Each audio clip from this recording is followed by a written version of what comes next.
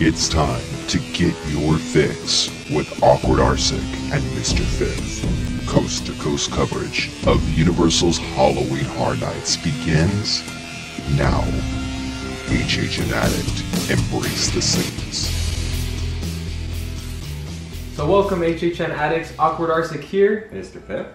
And we're back with another top 5 video. So we've already done the top 5 worst mazes, we've done the top 5 favorite mazes. Now we're going to be talking about the top 5 scariest mazes of all time. So I think that was supposed to be scary. I was scared. Oh, okay, good. So were you scared? Mission accomplished. Yeah. Number 5, mine. The Walking Dead, Dead Inside.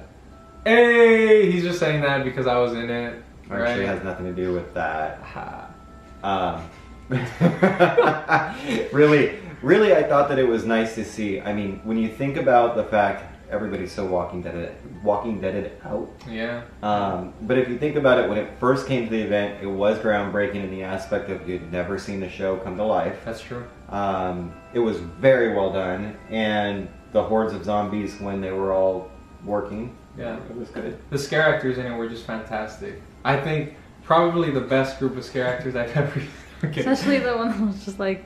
Shut up. For the show having so many environments and so many different things to see, I felt like that maze was really well executed in terms of transitioning to each area. You could have seen the barn house to the city to the tank, and it could have been this really awkward random transition, but I feel like they did a really good job of making it feel like there was a flow. And the prosthetics, of course, that was probably our first time seeing HHN Hollywood have a maze purely with prosthetics instead of masks. Yay for AMC saying you gotta do this right if you're gonna do it. That's true. All that AMC money. Yeah.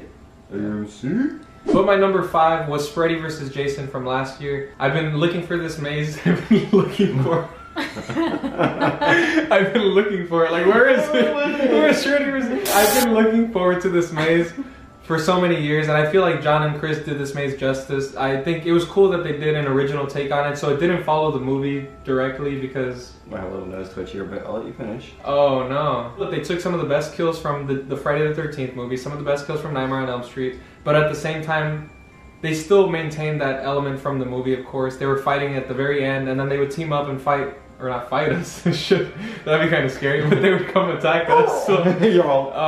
I just love the maze. The scare actors were on point, the set design was on point, and one of my favorite rooms was the transition from the boiler room, how they did the scrim effects. That was an awesome effect. I really love that. Scared the shit out of me. So what is your number 4? Nightmare on Elm Street, Never Sleep Again. Oh. And now the reason I went for that was actually it was more Freddy than it was the maze itself. Mm-hmm. That character, well, the movie was me.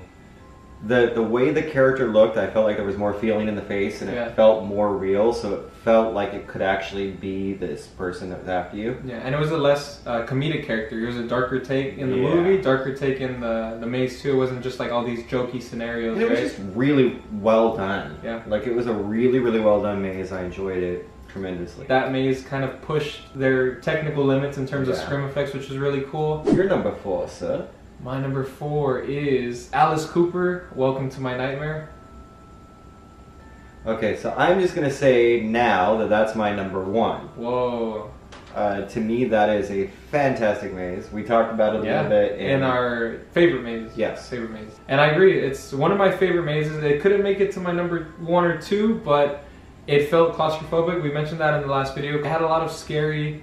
or things that people find scary. So you had spiders, you had snakes, and then the mental asylum, the doctor aspect where they dolls as well. So everything that scares people was in that. So and I mean Alice's music, the soundtrack, it actually went really well, right? 100%. Okay, so for my number 3, I went with Texas Chainsaw Massacre: Back in Business. I felt like it was horrifying from beginning to end. I thought it all looked good. I thought it was consistent, and I thought it got the job done. That's my number 1. It's the scariest maze I've ever been through. Probably gonna be the scariest maze I'll ever go through. The set design, it made it feel like you were actually in Texas. I wanted to run through it, and I kind of did.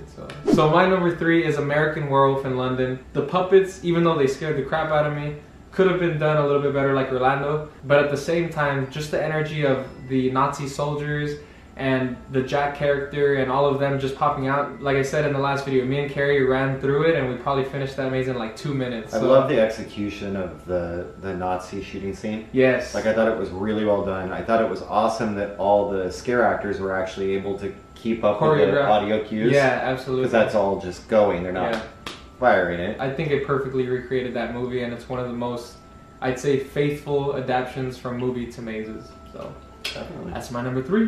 What is your number 2, good sir? That would be Eli Roth's Hostel. Ooh. The scissors. And I think it kind of depended on your height in Yeah. terms of where that one got you. But for me personally, the shears in that scene were like right at the eyeballs. So you felt like your eyes were possibly in danger. And granted, if you really stopped and you stared, which it took about 19 times going to the maze before I stopped to stare, but if you stared at the dogs that attack you on the end, they weren't all that impressive. They were like puppets from like an Elmo show. Those dogs scared the crap out of me. I knew they were coming every single time, but I ran like a little bitch every single time. Well, you are a little bitch, so it kind of makes sense. Takes one to know one. Yeah, I don't think I have much more to say. I feel like the scissors scene and the dog scene were the 2 scariest parts. It did get a little repetitive at times because it's just, you know, person getting tortured, next room, person getting tortured. And it was like the scare actors sometimes focused on the victim more than they focused on us, with the exception of like those 2 scenes.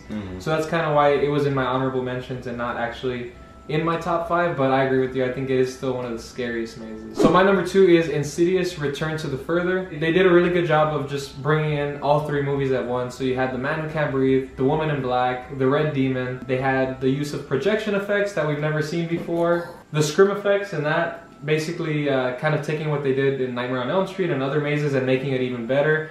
And then the last scene was one of the scariest scenes ever, where they had all 3 characters, Man Who Can't Breathe, Woman in Black, and Red Demon, all pop out at the same time.